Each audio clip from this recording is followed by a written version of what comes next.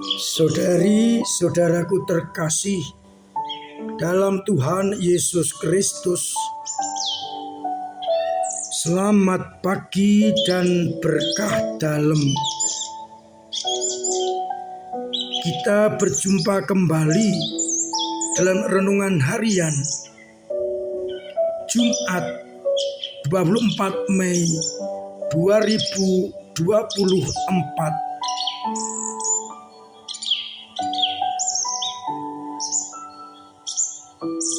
Bacaan Ekaristi yang akan kita jadikan titik permenungan dikutip dari surat Yakobus bab 5 ayat 9-12, di mana Yakobus mengingatkan kepada umat, kepada kita,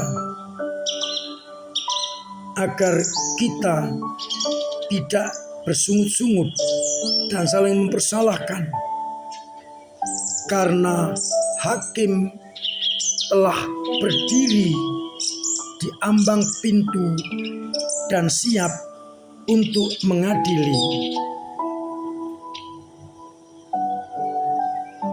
Yakobus mengingatkan agar kita semua saling mengampuni, hidup baik, agar ketika dihakimi kita kedapatan setia.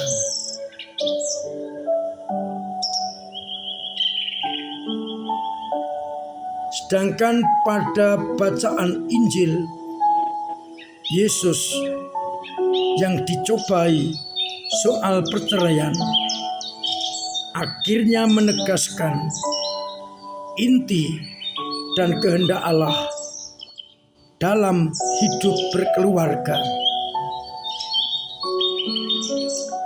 Apa yang telah dipersatukan Allah tidak boleh diceraikan oleh manusia.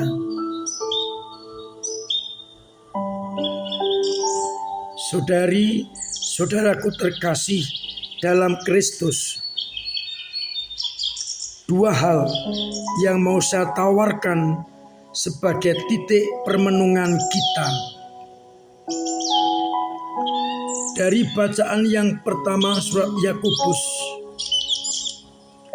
nadanya sangat jelas bahwa mau tidak mau, suka atau tidak suka, pada saatnya nanti hakim yang adil akan menghakimi kita.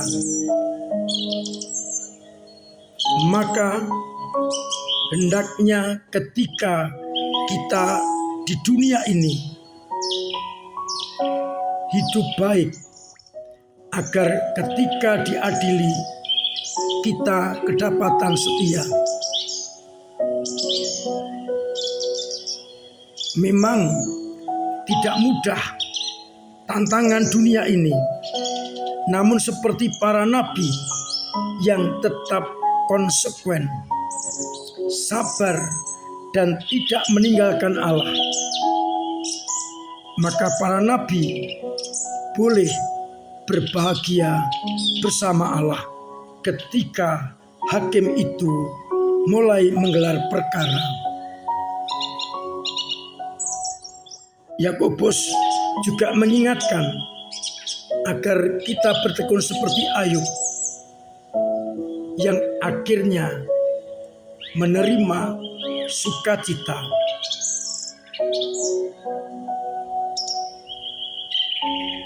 Yang paling penting adalah kita berpegang pada kehendak Allah.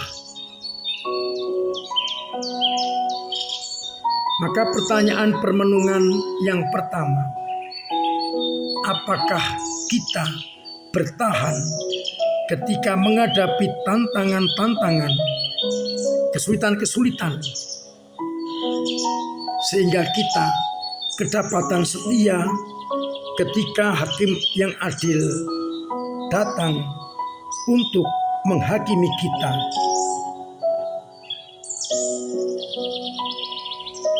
Dari bacaan Injil, Yesus mengajarkan dan berbicara soal kesucian perkawinan.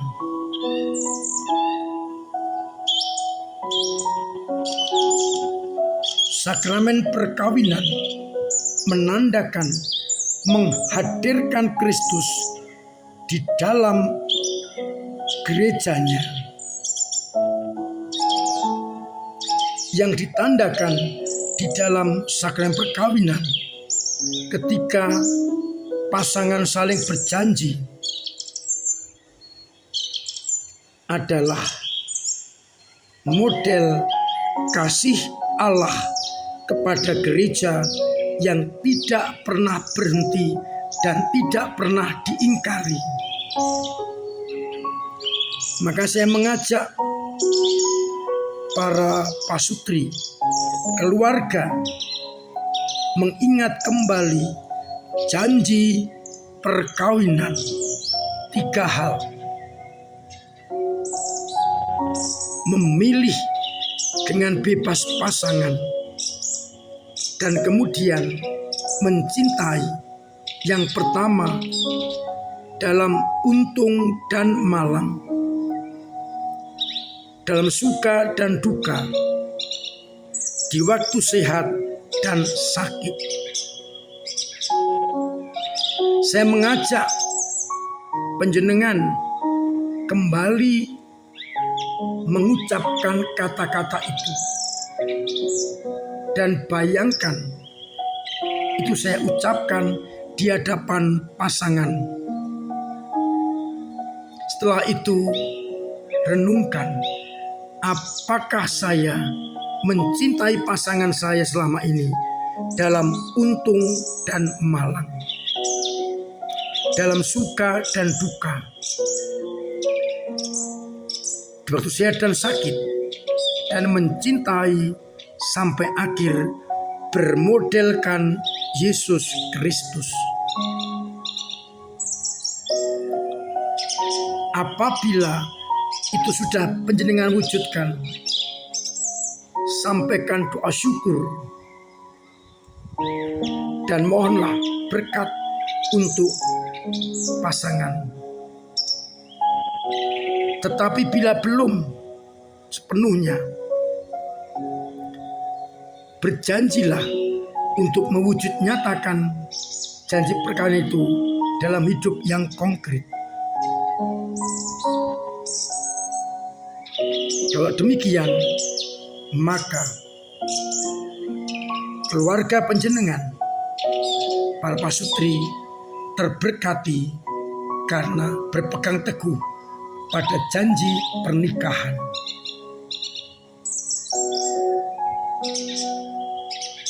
Dan mari bersama kita dengan rendah hati memberikan pengampunan kepada pasangan bila bersalah, karena kita bukanlah orang yang sempurna.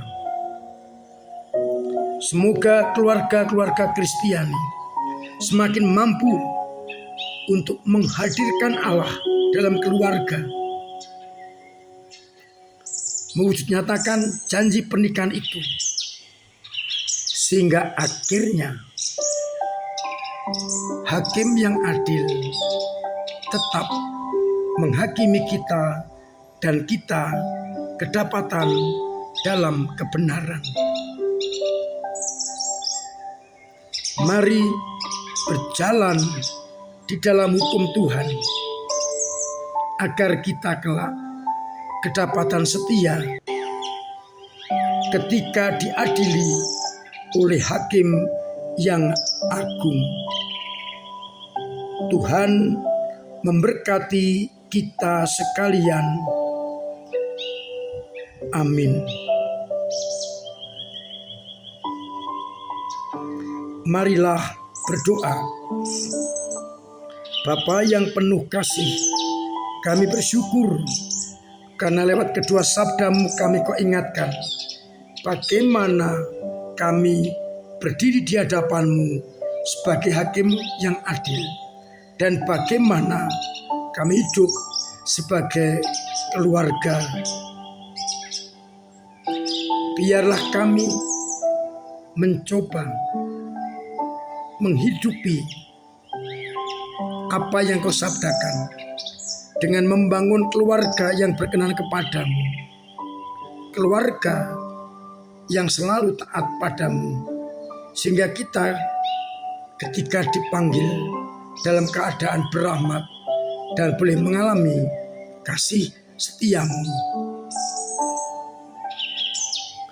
Bantulah keluarga-keluarga Kristiani untuk mewujud nyatakan keluarga yang menyerupai keluarga kudus Nazaret.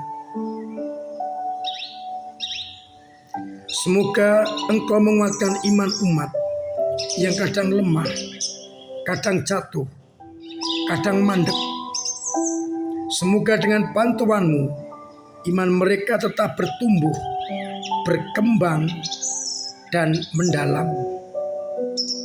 Semoga umat-Mu yang sakit Engkau sembuhkan, yang telah berpulang madhabu Engkau rangkul, Engkau terima dalam pangkuan-Mu, dan yang beban berat Engkau ringankan. Pendek kata, dampingi mereka agar mereka merasakan kasih karunia-Mu. Untuk itu jaga, bimbing, dan berkati mereka dengan berkat-Mu sendiri, Bapa dan Putra dan Roh Kudus. Amin. Saudari-saudaraku terkasih, saya ajak untuk terus-menerus memiliki pola hidup yang sehat agar kita terbebas dari segala penyakit, khususnya virus corona. Dengan membiasakan diri pola hidup sehat, membantu sesama juga akan sehat.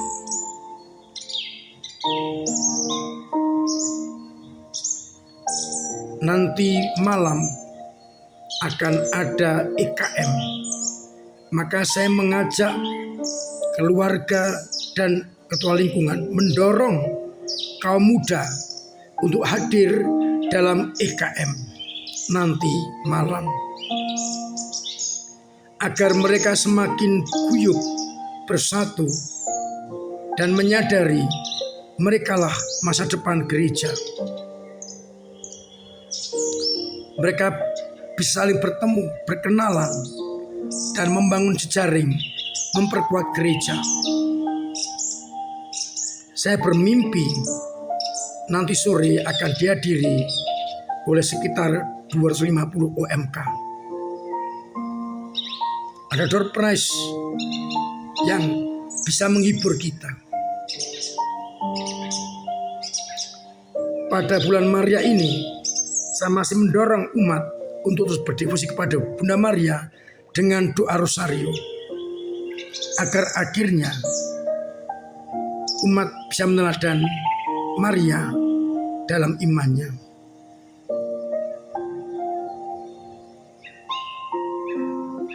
Saya mengundang semua umat untuk terlibat dalam kegiatan menggereja dengan cara masing-masing,